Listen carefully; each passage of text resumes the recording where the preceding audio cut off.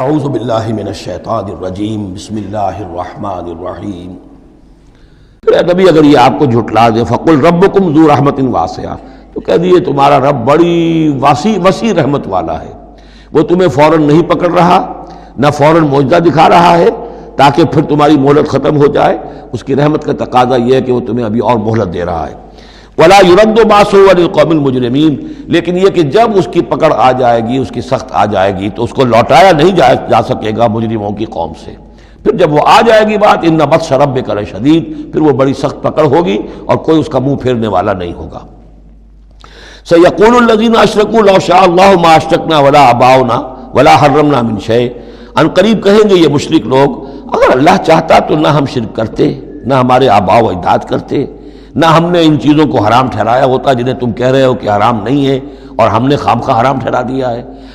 اللہ تو علی کل شیء قدیر ہے، وہ ہمیں روک سکتا تھا، اس کا اختیار تھا، وہ ہمیں یہ کام نہ کرنے دیتا۔ یہ کٹ حجتیاں انسان کرتا ہے۔ کذالک کذب الذین من قبلہم، اسی طرح جھٹلایا تھا ان لوگوں نے جو ان سے پہلے تھے، حتی ذاقوا باسنا، یہاں تک کہ انہوں نے ہمارے عذاب کا مزہ چکھ لیا۔ قل هل عندکم من علم فتخرجوہ لنا، آپ ان سے یہ کہیے کہ کیا تمہارے پاس کوئی علم ہے، کوئی دلیل ہے، کوئی سند ہے، کسی کتاب میں لکھی ہوئی چیزیں یہ موجود ہیں جنہیں تم ہمارے سامنے پیش کر سکو؟ ان تتبعون الا الظن وان انتم الا تخرصون، تم تو صرف پیروی کر رہے ہو ظن کی اور اٹکل پچوں کی باتیں کر رہے ہو، تو اب تم سے اب کیا بات کریں؟ قل فللہ الحجۃ البالغہ، کہہ دیجئے تو اللہ کے حق میں ثابت ہو چکی ہے پوری حجت۔ اللہ تعالیٰ نے ہر طرح تم پر اتمام حجت کر دیا، تمہاری ہر بات کو رد کر دیا، معقول طریقے سے طرح سے تمہیں ہر بات سمجھا دی ہے۔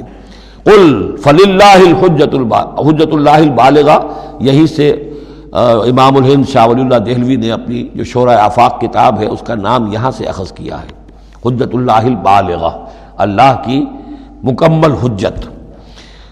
قل فللہ الحجۃ البالغہ، اللہ کی طرف سے حجت تم پر پوری ہو چکی، قائم ہو چکی۔ فلو شاء لہداکم اجمعین، اگر وہ چاہتا تم سب کو ہدایت پر لے آتا، اس کے آنے واحد میں تمہیں سب کو ابو بکر صدیق جیسا نیک بنا دیتا، یہ اس کا اختیار تھا، لیکن اس نے رکھا ہے معاملہ اس دنیا کا امتحان کے لیے۔ خلق الموت والحیات لیبلوکم ایکم احسن عملا، تاکہ تمہیں آزمائے اور جانچے۔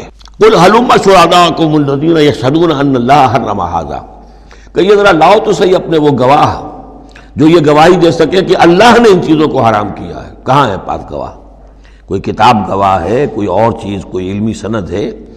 فَإِن شَهِدُوا فَلَا تَشْهَدْ مَعَهُمْ، اے نبی پھر اگر یہ کٹ حجتی پر اتر کر کہیں کہ ہاں ہم گواہی دیتے ہیں، آپ ان کے ساتھ گواہی مت دیجئے۔ وَلَا تَتَّبِعْ أَهْوَاءَ الَّذِينَ كَذَّبُوا بِآيَاتِنَا، مت پیروی کیجئے ان لوگوں کی خواہشات کی جنہوں نے ہماری آیات کو جھٹلا دیا ہے۔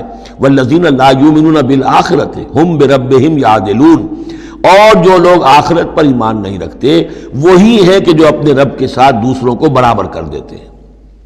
یہ پہلی آیت جو تھی سورہ مبارکہ کی، ثم الذین کفروا بربہم یعدلون، اسی پر وہ پہلی آیت ختم ہوئی تھی، اور یہاں 150ویں آیت میں پھر یہ لفظ آ گیا۔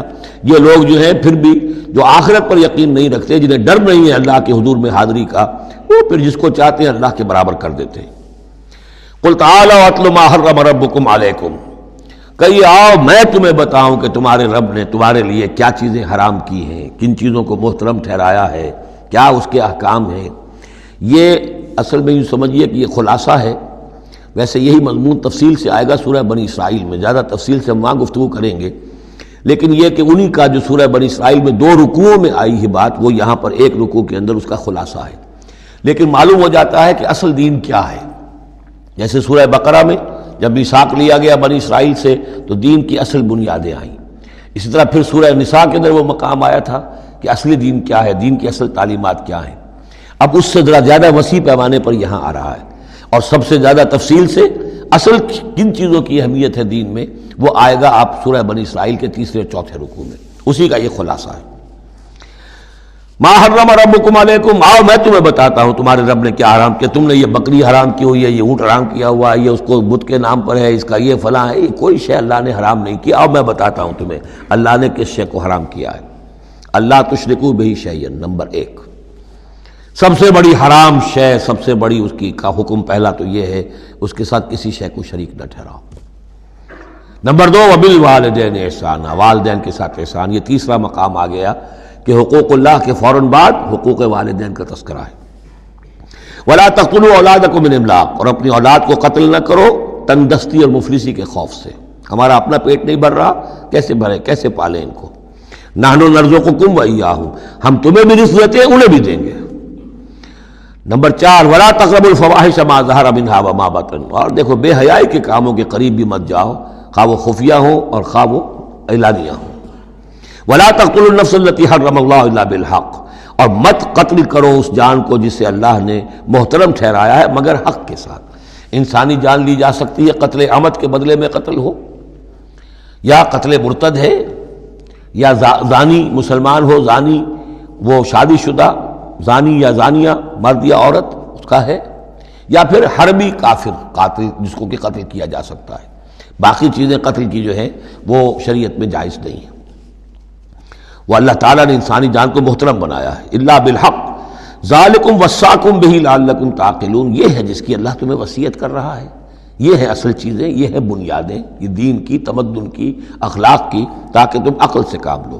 ولا تقربوا مال الیتیم الا بالتی احسن، دیکھو مال، یتیم کے مال کے قریب مت پھٹکو مگر بہترین طریقے سے، احتیاط سے۔ اس کا مال ہڑپ نہیں کرنا ہے، اپنا ردی مال اس کے بال میں ڈال کر اور اس کا اچھا بال جو ہے نہیں لے لینا ہے۔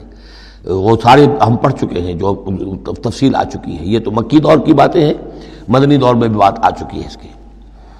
حتیٰ یبلغ اشدہ، اس کے بال کی حفاظت کرو یہاں تک کہ وہ اپنی پوری بلوغت کو پہنچ جائے، سمجھ کو پہنچ جائے۔ وہ اوفوا الکیل والمیزان، جب ناپ کے دو تو پورا دو، جب تول کر دو تو پورا دو، بالقسط، عدل کے ساتھ، انصاف کے ساتھ۔ لا نکلف نفسا الا وسعها، ہم نہیں ذمہ دار ٹھہرائیں گے کسی بھی جان کو مگر اس کی وسعت کے مطابق، یعنی بغیر کسی ارادے کے کوئی کمی بیشی ہو جائے، آپ کا ارادہ نہیں ہے لیکن یہ کہ کہیں کوئی کمی ہو گئی ہے تو وہ بات دوسری ہے۔ ربنا لا تؤاخذنا ان نسینا او اخطانا، اگر ہم بھول گئے ہوں، چوک گئے ہوں تو ہم سے اے اللہ مؤاخذہ نہ کیجو، لیکن یہ کہ جان بوجھ کر، تو اگر ذرا سی یہ جو ہے ڈنڈی ماری ہے تو یہ بھی در حقیقت اس بات کا ثبوت ہے کہ تمہیں یا تو آخرت کا یقین نہیں ہے یا یہ یقین نہیں ہے کہ اللہ تمہیں دیکھ رہا ہے۔ ایمان کی نفی ہے ذرا سی جنبش کے اندر۔ لا نکلف نفسا الا وسعها واذا قلتم فاعدلوا، جب بھی کہیں بات کرو عدل کی بات کرو، انصاف کی بات کرو۔ ولو کان ذا قربا، خواہ کسی قرابت دار کا معاملہ ہو، اس میں کوئی جانبداری نہیں ہونی چاہیے۔ وبعہد اللہ اوفوا، اور اللہ کے عہد کو پورا کرو، یعنی جو بھی عہد کیا جائے اللہ کے نام پر، اللہ کے حوالے سے، اللہ کی قسم کھا کر اس کو پورا کرو۔ سب سے پہلے تو جو اللہ سے عہد کیا ایاک نعبد و ایاک نستعین، اس کو پورا کرو۔ جو عہد کیا تھا دنیا میں آنے سے پہلے الستو بربکم قالوا بلا، اس کو پورا کرو۔ ذالکم وصاکم بہ لعلکم تذکرون، یہ ہیں وہ چیزیں جن کی اللہ تمہیں وصیت کر رہا ہے۔ یہ چیزیں ہیں کہ جو اہمیت کی حامل ہیں، یہ ہے انسانی کردار کی عظمت کی باتیں۔ لعلکم تذکرون، تاکہ تم نصیحت اخذ کرو۔ وَأَنَّ هَذَا صِرَاطِي مُسْتَقِيمًا، اور یہ کہ یہ ہے میرا سیدھا راستہ۔